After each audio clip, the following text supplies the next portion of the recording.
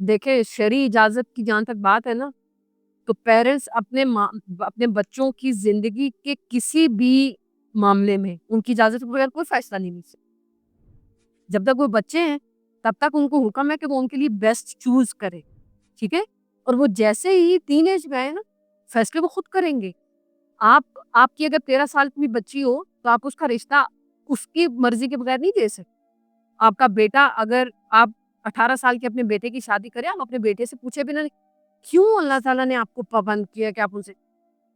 ہر ایک بندہ ایک انڈیویجول پرسنالٹی کے ساتھ گرو کرتا ہے اور وہ انڈیویجولی فری ہے.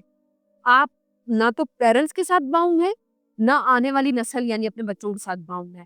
میں ہوں، میری اپنی ایک انڈیویجول پرسنالٹی ہے، میری اپنی ایک سوچ ہے، میرے اپنے ایک ڈیسیژنز ہیں، اور ایک ہی زندگی ملی ہے. اس میں مجھے میرے پیرنٹس کو ایسے ہی ٹرین کرنا چاہیے کہ میں اپنے تمام ڈیسیژن پورے ہوش و حواس میں خود لے کے ان کو پریکٹیکلی ایکسپیرینس کر سکوں.